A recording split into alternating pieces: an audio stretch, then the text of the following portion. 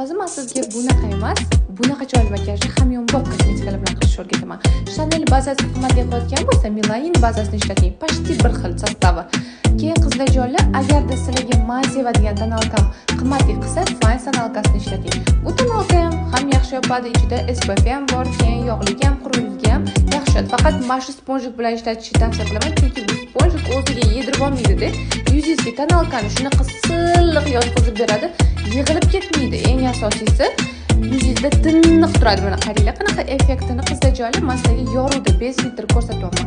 Bu makiyajingizni stoyga turish uchun Chanel pudrasi sizga qimmatli qilsa, Laura Mercier pudrasidan foydalaning. Chunki buni stoygisi Chaneldan ham kuchli, lekin narxi Chaneldan arzon. Agar Gucci'ni sizga qimmatli qilsa, Urban Decay'ga mana shu makiyaj filtrini ishlating. Buni qarang, shunaqa stoyga qilib beradi. Umuman tonalkani yo'qi chiqmaydi. Bular hammasi hamyonbop narxlarda. Narxini bilish uchun 88 yuboring yoki telefon qiling.